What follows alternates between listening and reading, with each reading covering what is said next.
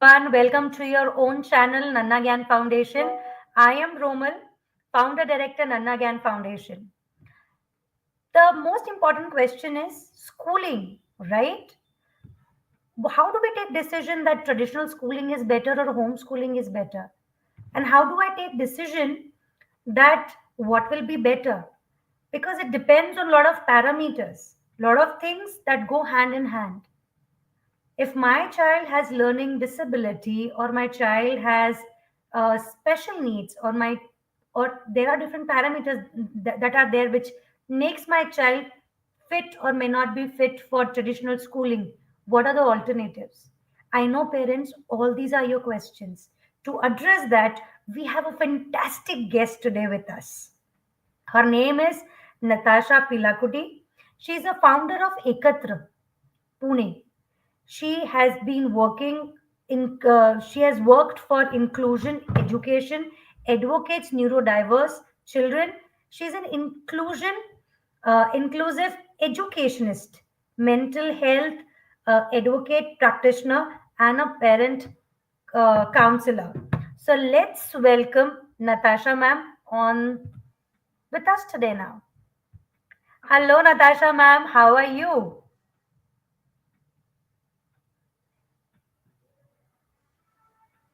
Hello Natasha I'm ma'am. fine, Romal ma'am. How are you doing? Absolutely fine, ma'am. It's an honor of Nannagyan Foundation to have you on our platform.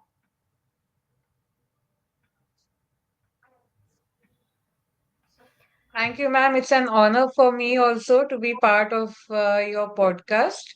And thank you so much for having me. So, ma'am, without wasting any time, let's jump onto the topic about rethinking the schooling pattern. If we look in and around us, we have traditional schooling, we have alternative schooling, and also homeschooling. So, for the viewer's point of view, can you explain all these three things easily so that they understand and relate to it?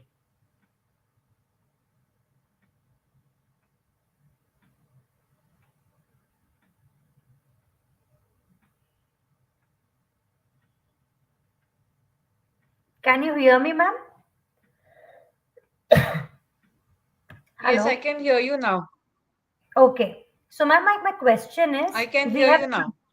okay, we have traditional schooling, we have alternative schooling, and we have homeschooling. So that parents understand what are these Yeah. different schoolings are. Can you explain them?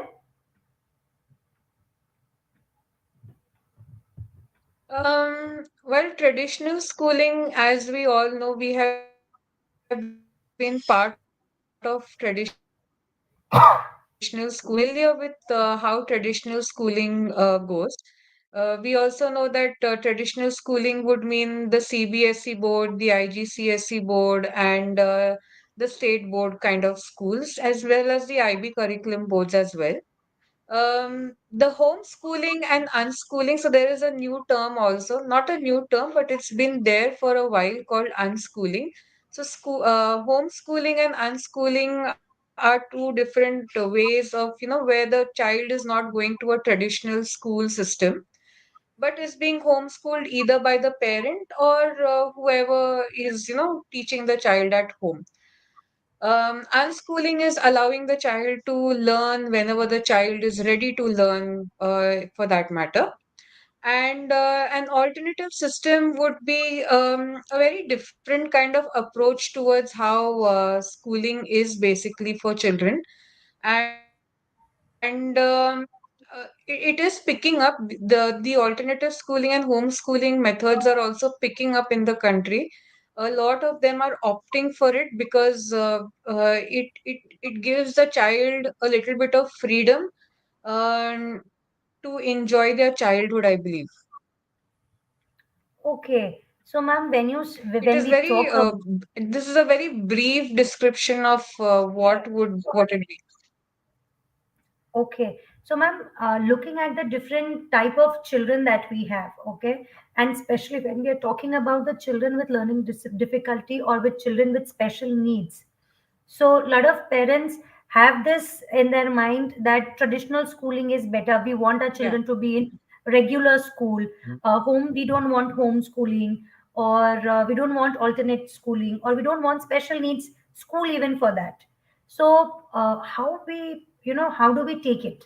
How do I am sure that whatever we are going to talk in this podcast, it's gonna be our knowledge perspective.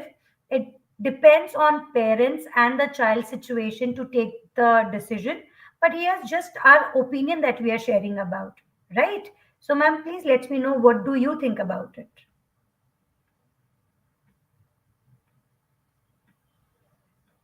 Well, for learning disability or for that matter, any neuro diversities, um, what I feel, because even I'm a parent of a neurodiverse child, so I will speak from my point of view as well.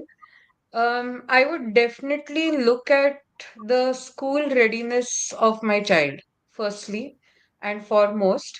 If my child is ready to go to school, because there are certain prerequisites that are required when you're part of a schooling system, like sitting tolerance, behavior, and knowing a little bit of what is going to be taught in the school. So, yes, these are some prerequisites that are required for being part of a traditional schooling system. And I would look if my child has that prerequisite or no before I enroll him for an inclusive school setup. Also, I will need to know whether the school is inclusive when it comes to diverse learning assessment methods in the school. So these are some things that I will definitely look for in a school when I'm trying to put my child in the school. Also, now there is this thing of having a shadow teacher along with the child. So Correct. another question as a parent, I will have to ask myself, does my child require a shadow teacher? Does my child need that support of having the shadow teacher? Uh, Correct. well, that is a question I will ask myself as a parent. But yes, but most schools are also laying the emphasis on having a shadow teacher along with the child. Well, that probably stems from a very different perspective of theirs. But taking the onus back to being a parent, to finding out where my child generally fits in, if I feel that, okay, um, we know that there is a dearth of inclusive schools around, and the number of neurodiversities is quite high, the number of children. So it's difficult for all of them to fit into a school, an inclusive school which accepts them for whoever they are and how and the kind of learners they are. Having said that, there are alternative methods, like we mentioned about homeschooling. Then we Correct. have the open schooling system, which is the NIOS, which a lot of homeschoolers look into. Also, there are some alternative schools like the Waldorf schools, which work on a completely different philosophy, and they may, if they feel that the child can get into their system, into their philosophy of teaching methods and all, then some of the schools admit our children into the school. But as a parent, I would first try to see whether my child is ready for a school system or no, because it's not just the bookish education that the child will need to pick up. There is a whole lot of things that happens in school, like for instance, playing with friends. How do they play Correct. with friends? How do they respond in a classroom? How do they respond to the noise levels in the classroom? They send. These are small things which as parents sometimes we forget, that this is how a school is, and it's not just padna likhna and all those things. So there is a whole lot of array of things that we need to look at as parents before we say dal do school mein apne bacche ko. So it's Very getting our true. children ready for school, especially the neurodiverse as well as the typical, I would say. So it's Okay, so there getting are them two ready things. for schools. Without getting ready for schools, it's going to be tough. So now, ma'am, there are two things which I again want to highlight. One thing that you mentioned as parents that you need to see that your child is ready for the school or not, readiness for the school. Second thing, if I see my child is ready and I'm looking for a school which is a inclusive schools. So what are the things that I should need to look into a school when they say they are inclusive? What are the parameters that I need to check as parent? Okay. Uh, so when we talk about inclusion, it's not just going down to the level of the child's learning. There is a lot of things involved when it comes to being an inclusive school which practices inclusion. Firstly, it's not only accepting the child within the school, it's having the entire staff, which includes the teachers as well as the other staff in the school who have the empathy towards our children and who understand that not every learner is going to be the same. So we need to have diverse learning methods in the classroom. Our teaching plans that we make will have to include every child in the classroom. So it starts from there. And it starts as a top-down approach, basically, where everybody, the whole circle, everybody in the school, all the stakeholders in the school have to have that need of wanting to have an inclusive school for every child.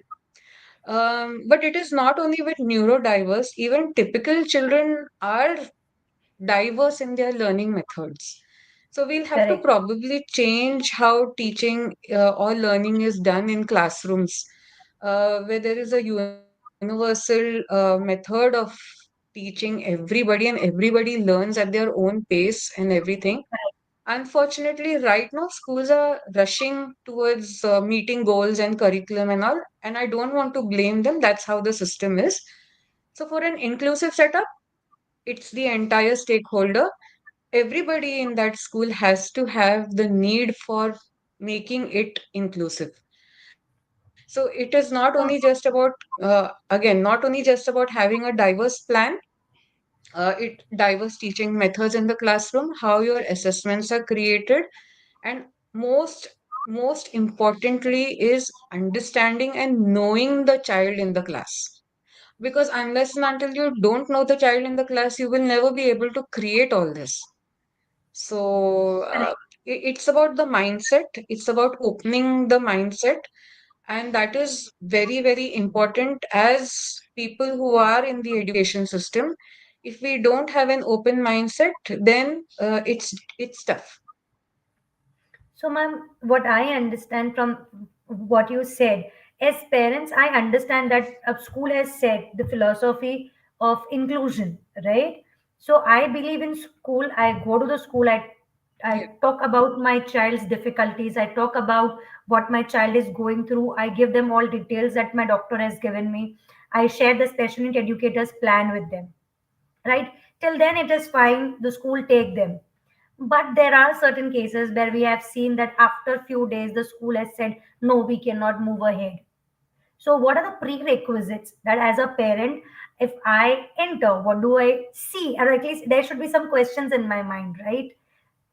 I understand that curriculum ऐसा होगा, चीजें ऐसी होगी, but See, कुछ I तो ये do. दो तीन चीजें मुझे ध्यान रखनी होगी ना, as a parent if I'm enrolling my child in an inclusive school.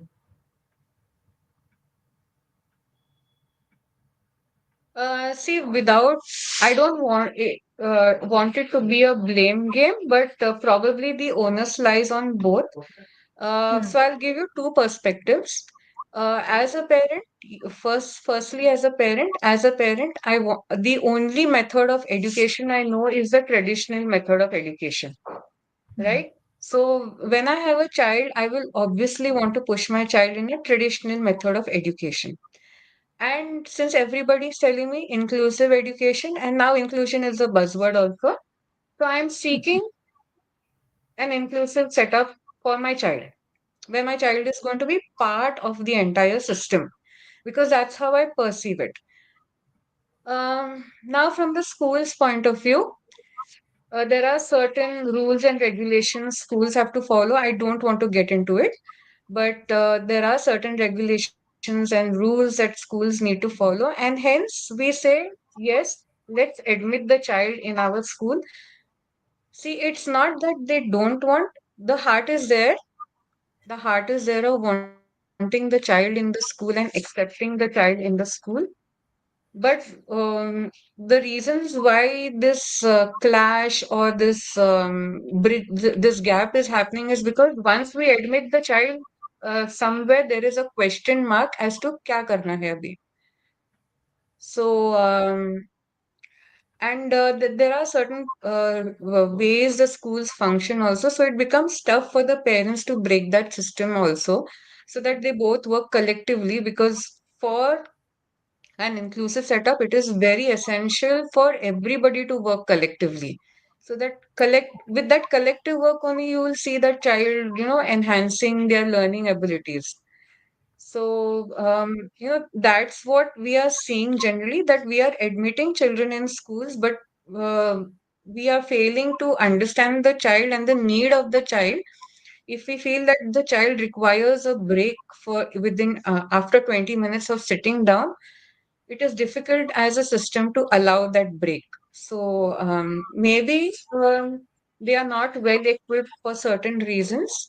So a lot more understanding and training also needs to happen when it comes to that school, which which is needed, because that's how they will understand that, okay, this is why the child is not able to sit down for more than 20 minutes in the classroom.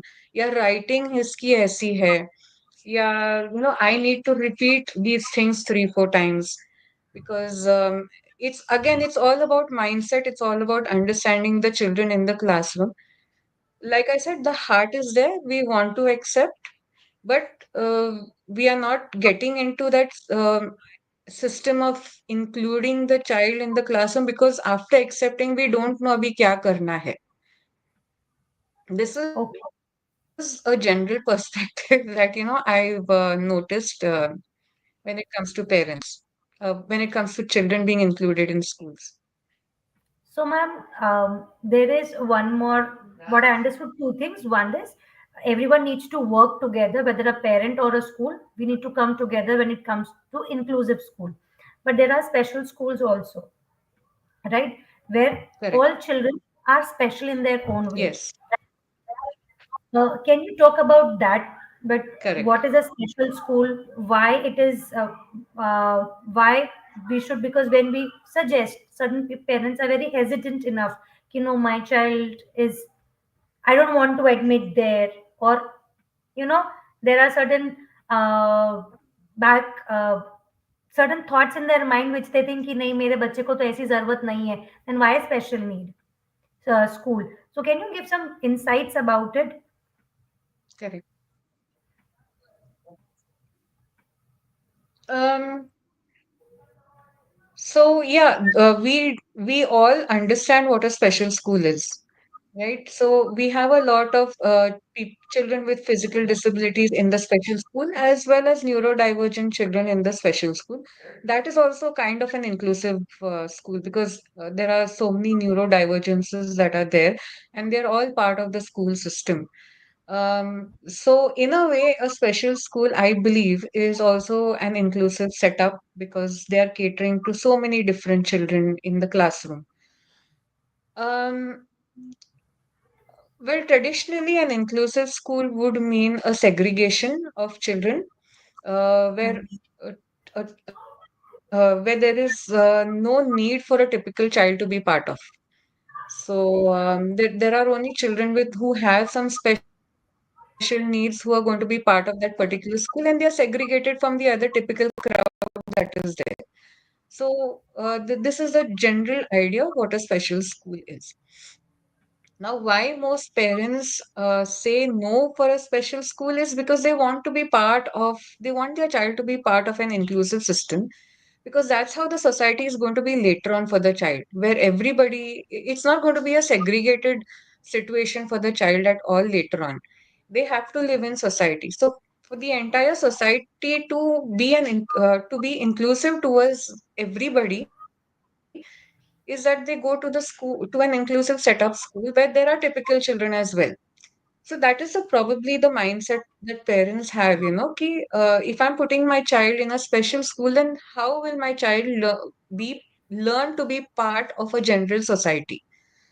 And what we have seen, or from my little experience in an inclusive school, is that both benefit, as well as Hmm. the neurodiverse child and the typical child. Both of them benefit from each other.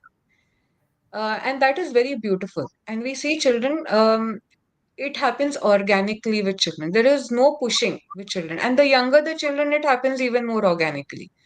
So these are things that we had seen. So, yes, parents are also not wrong. But there are certain situations where maybe you can put your child in a special school, and then when your child is school ready, if you get a good inclusive school, you can be part of that later on in that child's journey of education. So you can mix and match. It depends on the availability. I would rather say that, depends on the availability of an inclusive school that is ready to take your child. So you can put your child in an inclusive school. You can start off with a special school and move on to an inclusive school or a general school, depending on the progress of the child and how the child is moving forward in that life of his. If my child is first of all not ready for school, not even for special school, the readiness is not there, and I'm looking forward for homeschooling. Okay, when I want to do a homeschooling because I want my child to be educated after all, and we have the option of NIOS. Then, as parent, what are the things that I need to take care? कि मुझे इसको कैसे पढ़ाना रहेगा, क्या करना होगा? What are the things that I need to do it at home? Because when you homeschool a child, how much time is invested? What discipline you need to follow? Because this question is there with typical and with a typical child with neurodiverse child. These questions arises because at times parents think that schooling, when you put them in even in traditional school, the fees are something there that they cannot, their pockets can't manage, and they prefer of having uh, not just because of pockets, but there are different reasons for them of doing a homeschooling. So typically homeschooling, how it is beneficial and how both children, typical and neurodiverse, can be benefited out of it.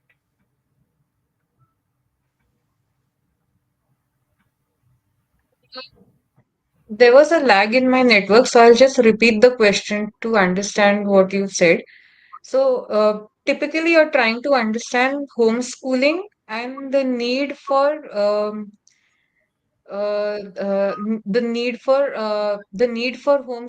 how homeschooling functions, and the need for parents to follow a particular plan for children when it comes to homeschooling, right?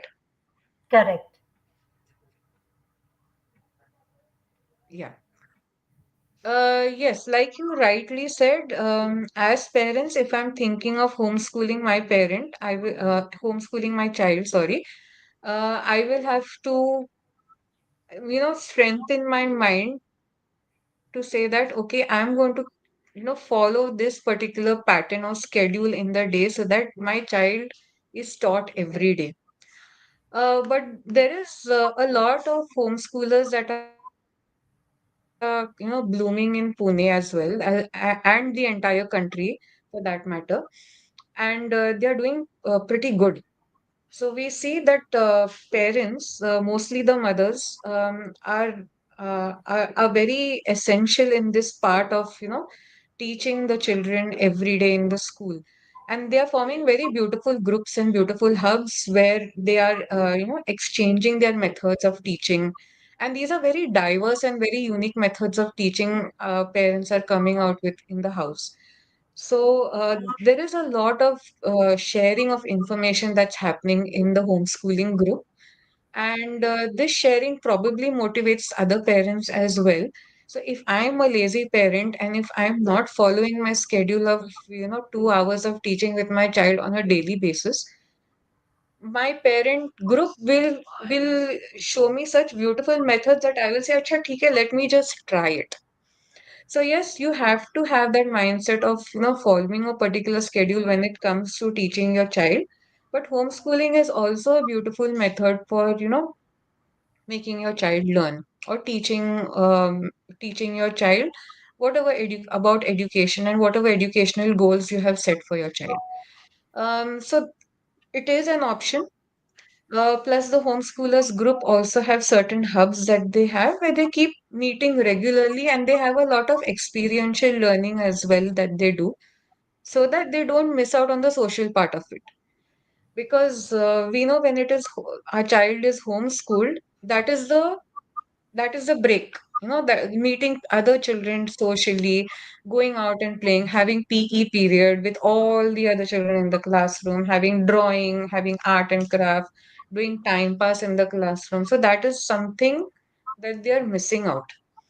Correct. But they meet as groups regularly, just so that this is taken care of, where children meet other children, they play, they have fun, they come over. For example, they may go to a farm for during rice plantation time. So that is an experiential learning for them. So they take up a lot of these things that is readily available. So yeah, that's how the homeschooling would probably function. That's how it's functioning from some of the parents that I know. So yeah, and I'm very impressed with how the parents come out with their teaching methods, because they understand their child much more, you know. So they create plans for their children which help them understand much better. Okay. Ma'am, since you mentioned earlier that your child is a neurodiverse child, would like to know your personal experience. How are you teaching your child? What are the methods you are using as mother that could help other parents who are in the same boat sailing with you, and that could also give them little insights that how can you manage everything which is in and around the child, the environment, the social aspect, and the other things related.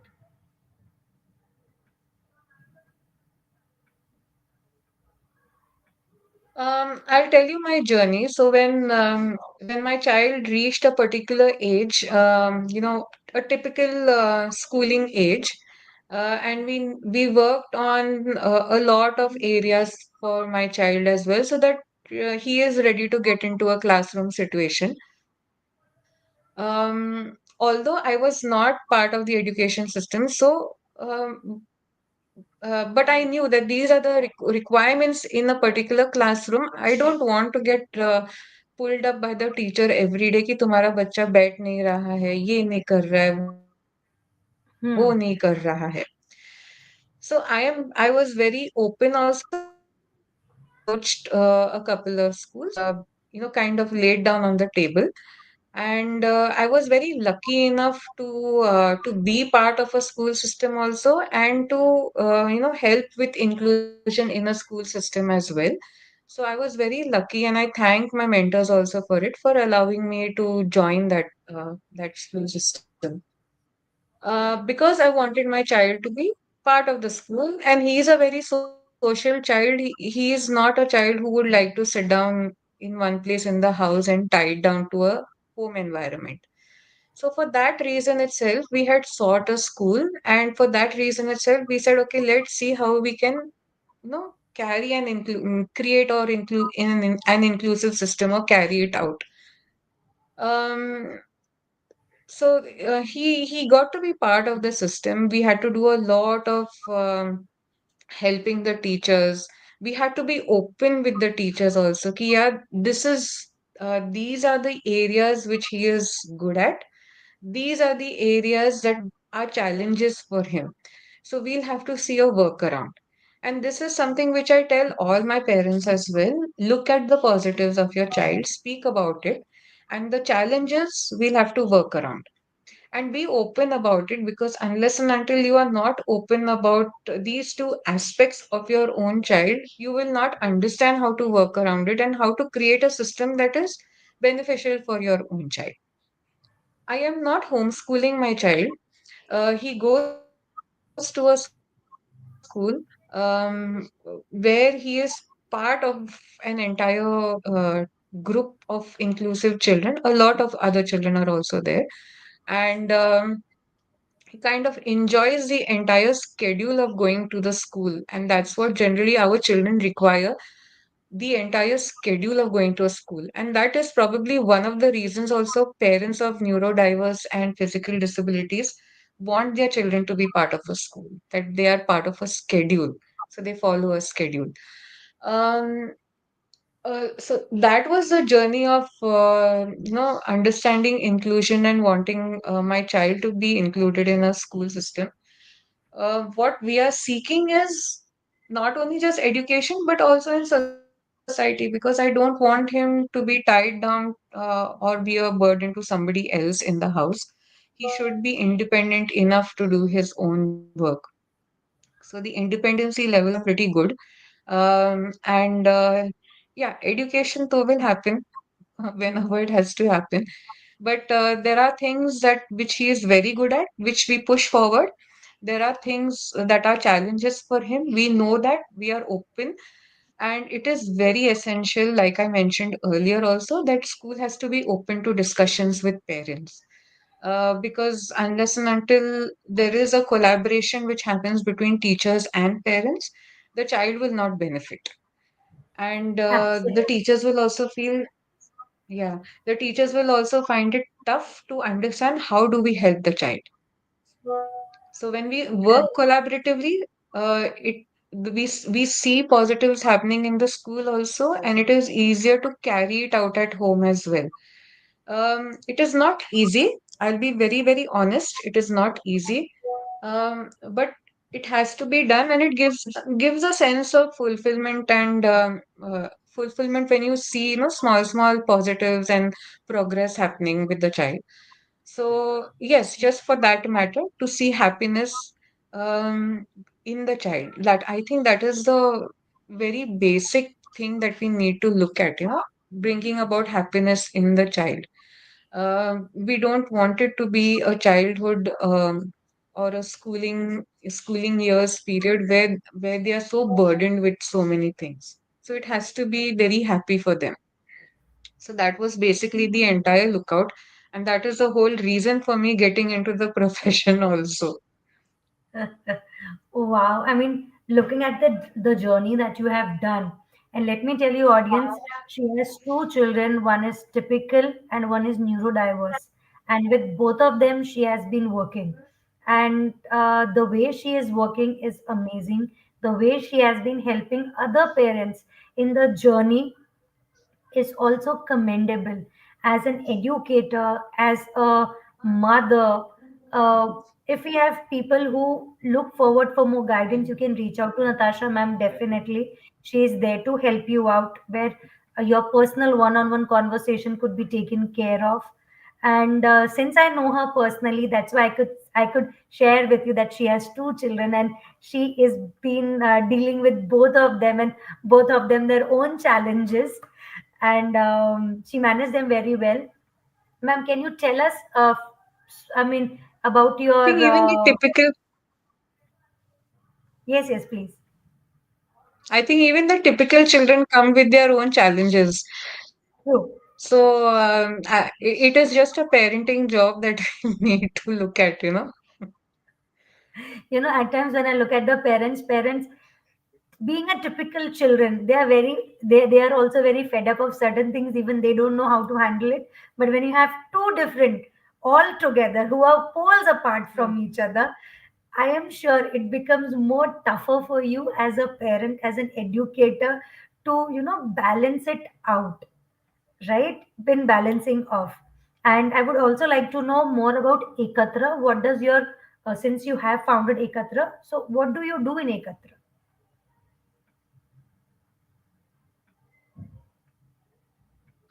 We have started off very small. So Romal ma'am, like I mentioned, my key need is for inclusion. Um, and that is why I'm working. So not only in the education system, but in general, as a society, we need to be very inclusive of everyone.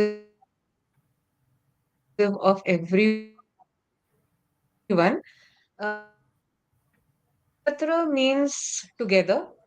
So the only way that we can progress as humanity is working together with each other. And we don't believe in working in solitude.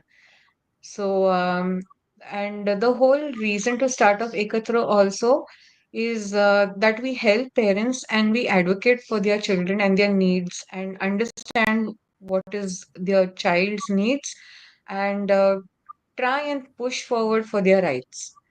Um, like I mentioned, it is tough getting into schools in Pune. It is tough getting in schools in Pune.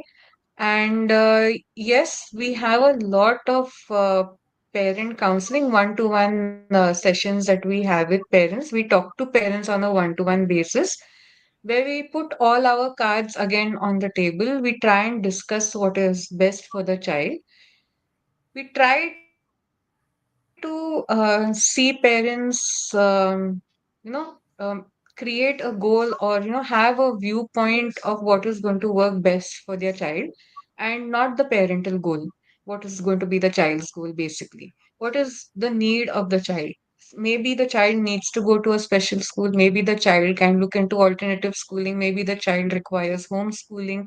Maybe the child can look into an inclusive setup, and if it is an inclusive setup, what are the schools that are offering inclusion in the city? So and also we would like to work along with a lot more schools who are ready to have an inclusive being as a school actually. So we want inclusion to flourish organically because that's how it should be if we are talking about humanity. And that is the whole purpose of, I think, having Ekatra, that we wanted to have a safe space for children where they can go and be part of an education system and learn to be part of a society as well later on in their lives. That's really, really thoughtful for Ekatra. That what are you thinking of and want to spread inclusivity everywhere? On this note, ma'am, it was pleasure talking to you, getting your views on different tough aspects. When we think about putting our children in schools, it is a very tough call, and you have given us the perspective in a very simple way, and you have shared your journey. A big thank you on behalf of Nanna Foundation and from the parents community that we have. Thank you so much for being with us. Thank you, Romal ma'am, and it was a pleasure talking. And I hope I've not, made any enemies out of certain parties because uh, we really want to see what is best for every child. That is the whole purpose. So try to keep it Absolutely, as absolutely, simple and as thoughtful as possible. absolutely. I agree with you. We need to cater to Thank you so much, every ma'am. child's need. Yes, thank you. If you have not subscribed to our channel, dear viewers, please subscribe to our channel. Get the notification bell click so that you get the notification of coming podcast. And till then, see you in the next podcast. Till then, bye. Take care, everyone. Be safe.